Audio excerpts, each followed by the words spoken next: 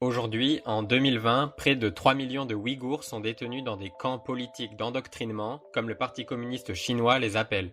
L'idéologie communiste leur est inculquée, ils subissent des tortures, ils sont obligés de manger du porc, de boire de l'alcool, et récemment, il a même été question de stérilisation. Dans cette vidéo, nous ne nous étendrons ni sur la gravité de la situation, ni sur les souffrances endurées par les Ouïghours. D'autres médias ont déjà fait des vidéos de très bonne qualité sur le sujet, et nous vous proposons des liens en description. Ici, nous tâcherons d'expliquer les raisons qui poussent la Chine à de telles extrémités et nous étudierons les comportements des États sur la scène internationale. Alors d'abord, qui sont les Ouïghours? Les Ouïghours forment un peuple turcophone composé à majorité de musulmans sunnites. Depuis le VIe siècle, ils se sont battus pour leur indépendance et la construction d'un pays autonome. En 1933, la République islamique du Turkestan oriental fut proclamée, mais elle fut vite écrasée par les soviétiques. 11 ans plus tard, en 1944, une nouvelle tentative mena les Ouïghours à administrer une région semi-autonome tolérée par le Kuomintang, l'ancien parti politique chinois.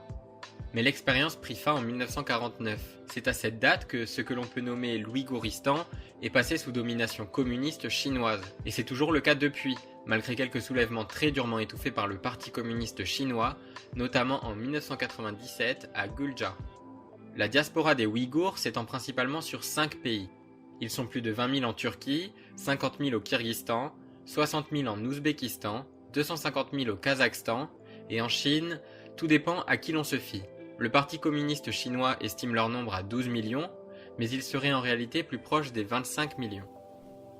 Cela étant dit, aujourd'hui, quelle place est-elle accordée aux Ouïghours en Chine? Il faut savoir que la République populaire de Chine comporte 5 régions autonomes.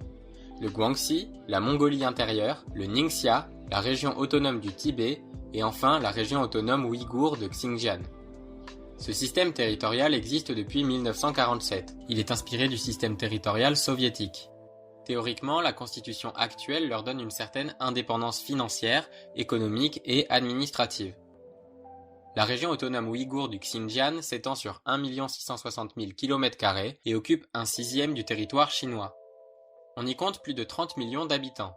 Parmi eux, toujours selon la Chine, 45% sont Ouïghours et 41% sont Han, l'ethnie majoritaire du pays qui représente 92% du peuple chinois. Les Han se sont installés à partir des années 1950, après qu'une politique de déplacement interne soit instaurée par la Chine afin de mieux maîtriser les territoires jugés culturellement trop éloignés de leur identité. Ainsi, la proportion de Han dans la population de la région est passée de 6% en 1949 au 41% que nous citions plus tôt. Et cette politique de peuplement a engendré de nombreux conflits communautaires. Maintenant que nous avons posé les bases, nous pouvons en venir à la question principale. Pourquoi la Chine interne-t-elle les Ouïghours? Et il y a plusieurs réponses à apporter à cette question. D'abord, il y a la réponse du Parti communiste chinois lui-même. L'argument mis en avant est la lutte contre le terrorisme.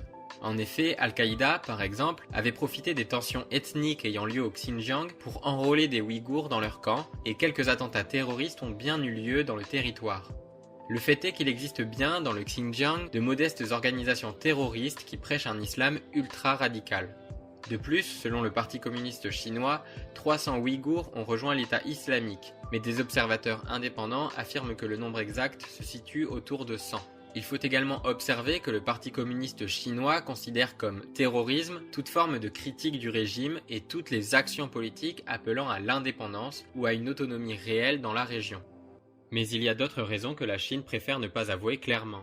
Depuis que le Parti communiste chinois gouverne la Chine, une répression extrêmement forte existe à l'encontre des religions, quelles qu'elles soient. L'objectif est de pousser le peuple à connaître l'idéologie du parti par cœur. Et il juge pour cela nécessaire de l'éloigner des lieux de culte religieux. L'un des 3 piliers qui soutient le peuple chinois est le taoïsme, qui prône entre autres l'équilibre, et de là l'idée d'une communauté unique. Le rêve d'une Chine uniformisée est en réalité assez ancien, et les actions de Mao peuvent le prouver. Une autre raison accentue l'idée que les Ouïghours représentent une menace.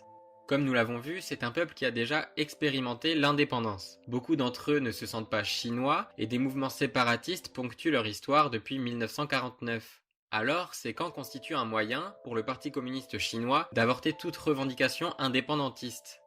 Beaucoup de spécialistes parlent d'ailleurs d'un génocide culturel. Et cette appellation est tout à fait légitime. Le gouvernement chinois a en effet comme objectif l'éradication d'une culture pour tendre vers une unité culturelle nationale.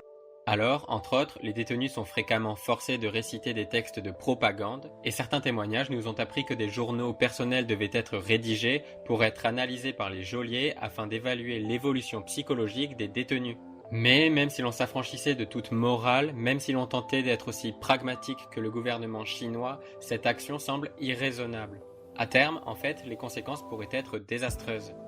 Adrian Zenz, un anthropologue spécialiste de la question, affirme que les enfants découvriront un jour qu'ils sont différents, que leur identité a été réprimée par la force. Certains pourront répondre par la radicalisation et l'extrémisme. Cela peut créer, à terme, une nouvelle forme de terrorisme ou de séparatisme. Sans parler, en plus, de l'image très peu flatteuse que la Chine renvoie sur la scène internationale. Et justement, quelles sont les conséquences internationales de ce scandale ? En mars 2019, Michelle Bachelet, la haute commissaire aux droits de l'homme de l'ONU, a réclamé un accès total à la région du Xinjiang afin de pouvoir examiner les centres sans contrainte. Mais la Chine n'a jamais accepté. En réponse, les autorités ont organisé des visites très encadrées des soi-disant centres de formation professionnelle pour adultes. Mais, grâce à des images satellites, la BBC a démontré que les miradors et les clôtures avaient été démontés pour l'occasion et que des terrains de sport avaient été installés exprès pour la visite de Michelle Bachelet. Il est donc clair que le gouvernement chinois compte avancer dans sa stratégie et nier en bloc toute accusation. Son poids économique le lui permet car aujourd'hui tous les pays du monde dépendent de la Chine. Son poids diplomatique le lui permet également puisque la Chine siège au Conseil permanent des Nations Unies. Toutefois, une partie de la communauté internationale souhaite se faire entendre et dénoncer publiquement les atrocités commises par le gouvernement chinois. Comme le 10 juillet 2019, lorsque 22 pays, à majorité européens, ont envoyé une lettre signée à l'ONU pour dénoncer la persécution des Ouïghours. Mais Pékin a très vite répondu. Et peu de temps après, pas moins de 50 États, dont de nombreux pays musulmans, félicitaient la Chine pour sa politique au Xinjiang et pour ses remarquables réalisations en matière de droits humains. Même la Turquie, qui avait au préalable qualifié la situation de honte pour l'humanité, a fait machine arrière en juillet, le président Erdogan affirmant lors d'une visite officielle en Chine que les gens vivaient heureux au Xinjiang. Le fait est que bon nombre de ces pays craignent des rétorsions économiques et ils ne peuvent pas se permettre de s'engager dans une guerre idéologique face aux géants chinois. C'est le cas notamment des 28 pays africains qui ont affirmé leur amitié avec la Chine, par peur de tendre les relations économiques tissées avec le Parti communiste chinois depuis quelques années. Au Cameroun, par exemple, Pékin possède 70% de la dette publique. Alors, que faire ? Déjà, en parler autour de nous. Depuis une petite décennie, la Chine a pour objectif de renvoyer une image amicale. Elle veut que les pays du monde lui fassent confiance. Cela permettra, entre autres, de mieux bâtir son projet des nouvelles routes de la soie.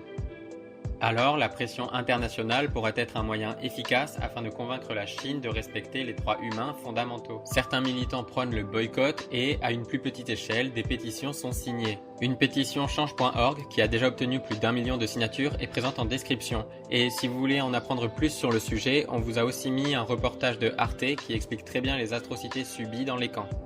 Merci, à bientôt.